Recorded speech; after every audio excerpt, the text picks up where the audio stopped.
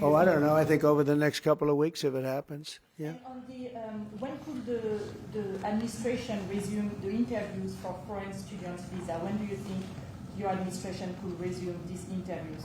On what? For the foreign student visa.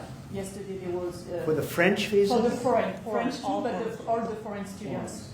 Oh, for the foreign visas? What are you referring? Foreign visas for what? Are you talking about for colleges? Okay, so you're off of Israel. Now you're talking about colleges, right? Yes, now. Okay. Well, we're going to see. Look, Harvard has been a disaster. They've taken $5 billion plus.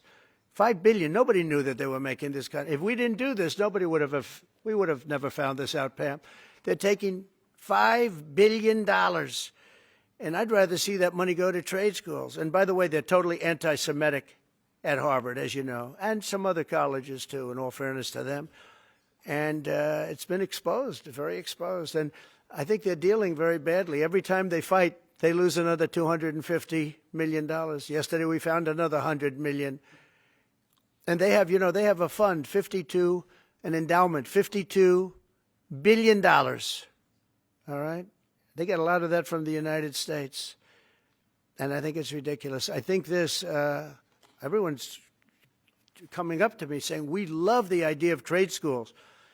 With that kind of money, and money from others, but money from them, you can have the best trade schools anywhere in the world. You give them to Iowa, Indiana, lots of good states, well-run states, and you give them the money. They can only be used for trade schools, and they'll teach people how to build motors and cars and AI. The AI, we're building plants. We're building hundreds of billions of dollars worth of AI plants, already started, many of them. We've never had a boom like we're having now. You're going to see it.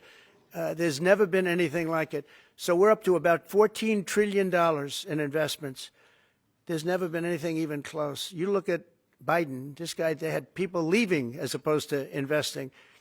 And they're doing it because of November 5th, and they're doing it because of the tariffs.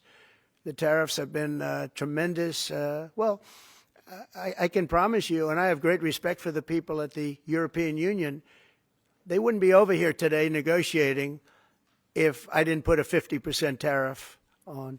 The sad thing is now when I make a deal with them, it's something much more reasonable. They'll say, oh, he was chicken. He was chicken. That's so unbelievable. I usually have the opposite problem. They say, you're too tough.